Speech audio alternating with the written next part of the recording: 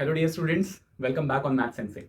सो as promised, आज से हम लिमिट्स की सीरीज शुरू कर रहे हैं और पहला topic is understanding limits in real life as well as through graphs and indeterminate forms को भी कवर किया है मैंने, मतलब एक्सप्लेन किया है कि इनडिटर्मिनेट फॉर्म्स होते कितने टाइप के हैं।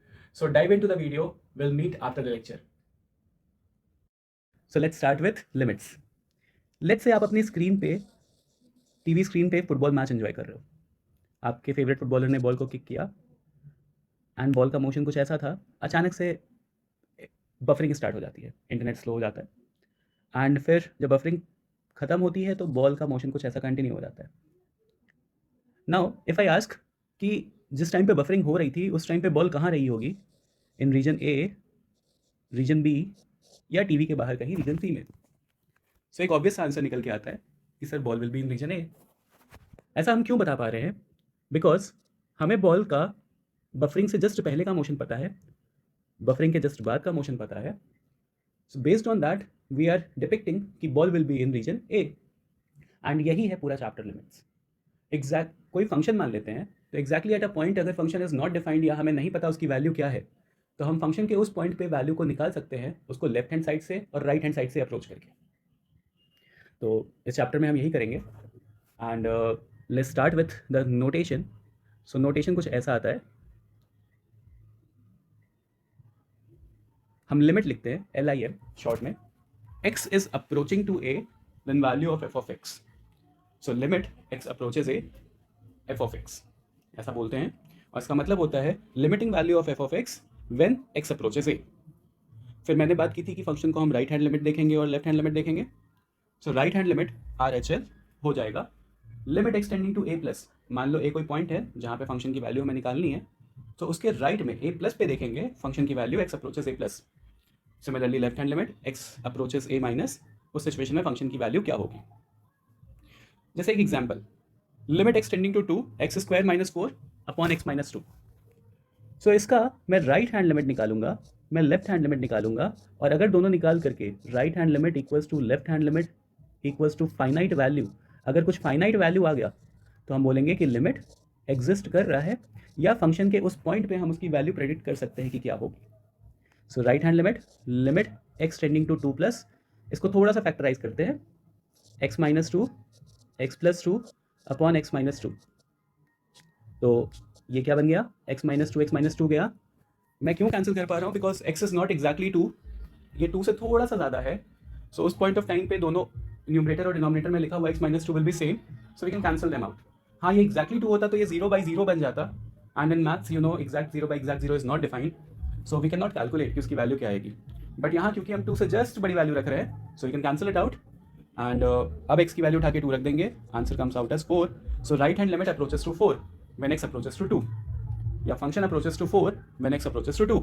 Similarly left hand limit, limit x tending to 2 minus x - 2 x + 2 upon x - 2। Again we can cancel out x - 2 because x is not exactly 2, वो 2 से थोड़ा सा छोटा है, एंड अब उठा करके 2 फंक्शन में रख देंगे। सो 2 + 2 = 4। Now the value will be, left hand limit will be very close to 4, 3.9999 ... and right hand limit will be 4.0000000001, something like that, but it will be approaching to 4, it will be, that is how you simplify limits. एक और example देखते हैं। यहाँ पे tan of GIF of cos of x, ये जो function है, ये बिग ब्रैकेट जो बनाया है मैंने, this is GIF greatest integer function. So GIF के बारे में आई होप सबको पता होगा। मैं यहाँ पे राइट हैंड लिमिट और लेफ्ट हैंड लिमिट निकाल के देखता हूँ कि क्या आती है। So let's say limit x tending to, या x अप्रोचेस टू π/2 प्लस। अब π/2 प्लस पे हमें पता है ये लाइन होती है π/2, ये 0, ये पाई, ये 3π/2 and so on. So π/2 plus, तो π/2 प्लस पे cos पहुंच गया सेकंड क्वाड्रेंट में, और सेकंड क्वाड्रेंट में cos gives negative value. So value will be very close to 0, but sine जो होगा वो नेगेटिव आएगा, और माइनस 0 पॉइंट समथिंग का GIF विल बी -1। सो ये क्या बन गया, tan of -1 which is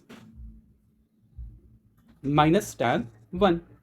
similarly left hand limit में, लिमिट x अप्रोचेस टू π/2 माइनस, अब π/2 माइनस मतलब π/2 से जस्ट पहले।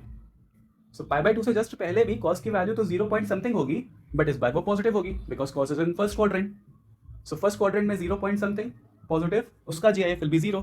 So this becomes tan 0. Finally answer is 0.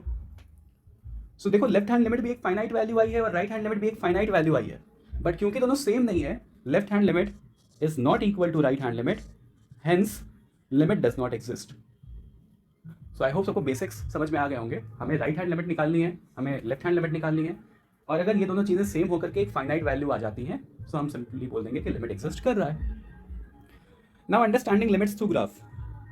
जैसे मैंने यहाँ पे एक ऑलरेडी ग्राफ बना के रखा है. इसमें क्या है, जब x की वैल्यू a है, इनपुट आप a दे रहे हो, सो यहाँ पे कुछ पॉइंट्स हैं y एक्सिस पे, x एक्सिस पे, सो फंक्शन एक y is equals to F of x बनाया है. अगर मैं आपसे पूछूं कि f ऑफ a क्या होगा, ये फंक्शन है y equals to F of X, and if I ask कि what will be the value of F of X at x equals to a, आप सभी सही सोच रहे होगे, the answer is r. a रखेंगे तो आउटपुट r आ रहा है. सो इस तरह से हम फंक्शन को स्टडी कर सकते हैं. अब हमें लिमिट्स देखना है, तो लेट्स से मुझे निकालना है limit x approaching to a minus. So a minus पे वैल्यू, a माइनस मतलब a से जस्ट पहले आप देखो, सो वैल्यू किसको अप्रोच कर रही है, p को. सो आउटपुट इसका p आ जाएगा. a प्लस मतलब a के जस्ट राइट में, a के जस्ट राइट से फंक्शन को ऑब्जर्व करोगे तो value is approaching to r, so इसका आंसर r आ जाएगा. और f ऑफ a, ऑल्दो ये रिक्वायर्ड नहीं है इस चैप्टर में, but still f of a will also be equal to r. So left hand limit और राइट हैंड लिमिट हमारी बराबर आई क्या? नहीं. सो ऑल्दो फाइनाइट वैल्यू है, कुछ p और r कुछ वैल्यू होगी, something finite, but still limit does not exist at x equals to a. फिर एक्सटेंडिंग टू b माइनस और b प्लस पे क्या होगा? सो b माइनस, b को जस्ट थोड़ा सा लेफ्ट से ऑब्जर्व करोगे, सो यहाँ पे कहीं b इज दिस, b के जस्ट लेफ्ट से ऑब्जर्व करने का मतलब यहाँ से ऑब्जर्व करना. सो फंक्शन को देखोगे, सो b माइनस पे the value is r and b plus पे द वैल्यू इज q. सो ये चीज़ आ रही है r एंड ये चीज़ आ रही है q, and f of b क्या है, f ऑफ b भी q है. Still left hand limit is not equal to right hand limit, so limit does not exist. अब इस सिमिलरली आप c पे देखो, c पे लेफ्ट हैंड लिमिट से अप्रोच करोगे तो भी q है, राइट हैंड लिमिट से अप्रोच करोगे तो भी वैल्यू इज अप्रोक्सीमेटली q या very close to q. So जब f of x will be tending to c या approaching to c, x will be approaching to c, तो f of x will be approaching to q.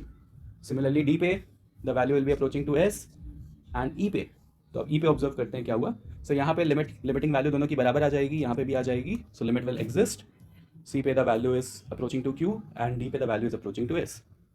q आएगा, ये भी q आएगा, equals, और दोनों बराबर हो गए, तो लिमिट एग्जिस्ट कर रही है. Okay, now observe at e minus और e प्लस पे देखते हैं. e माइनस पे let's say the value is approaching to t. So e minus पे वैल्यू t को जा रही है, e पे भी वैल्यू t है, e माइनस पे वैल्यू जा रही है t को, e पे भी वैल्यू t है, e प्लस पे क्या होगा?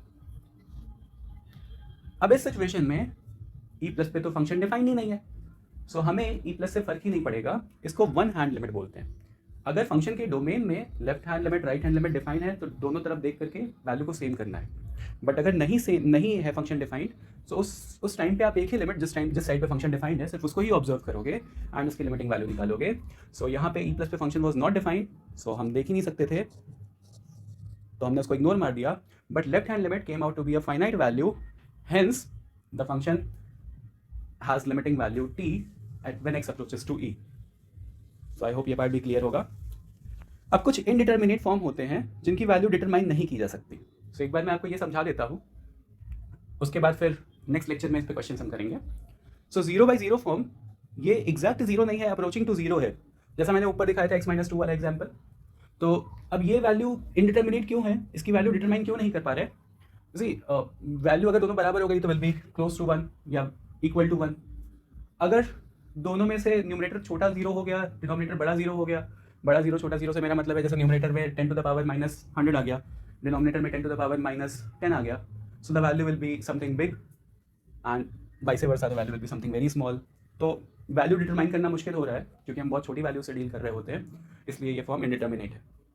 Same is with infinity upon infinity, बड़ी इन्फिनिटी, छोटी infinity, almost same infinity. So इस infinity by infinity also indeterminate. Infinity minus infinity, अब I have let's say a very huge number infinity, जैसे मान लो एक्सटेंडिंग टू इन्फिनिटी, फिर ln x लिखा है साइड में, तो ln x extending to infinity पे छोटा इन्फिनिटी आता है, so value will be infinity, difference will be infinity, but almost दोनों बराबर या इक्विवेलेंट हो जाएंगे तो value will be zero.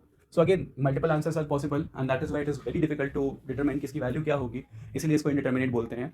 Last one is 0 into infinity. Last one of this type is 0 into infinity. Approaching to infinity, zero prevail करेगा तो answer will be close to zero. Infinity बहुत बड़ा नंबर है, answer can be infinity. Infinity multiplied by anything is infinity. So again indeterminate form. फिर हमारी 3 exponential limits आती है, 0 to the power 0, infinity to the power 0 and 1 to the power 0. So 0 ये exact 0 नहीं है, अप्रोचिंग टू 0 है. सो अगर नीचे वाली चीज़ बहुत छोटी, बेस बहुत छोटा एंड पार थोड़ा बड़ा 0 हुआ, so value will be close to 0. Vice versa, मतलब मल्टीपल आंसर्स पॉसिबल है. That is why this is indeterminate form. इसमें जो सबसे इंपॉर्टेंट फॉर्म है पहली दोनों, 0/0 and infinity by infinity. 80% question जो आपको मिलेंगे that will be from these two forms. And 1 to the power infinity is the third most important form. 10% question यहाँ से मिलते हैं. बाकी सारे फॉर्म से भी क्वेश्चन पूछते हैं बट उनका वेटेज थोड़ा कम होता है. So thank you and I hope आपको ये वीडियो पसंद आएगा. Keep following maths sense. So I hope आपको ये वीडियो अच्छा लगा. Thank you for watching. Keep showering love like you have and please follow. Next video कल हम लॉन्च करेंगे. Thank you.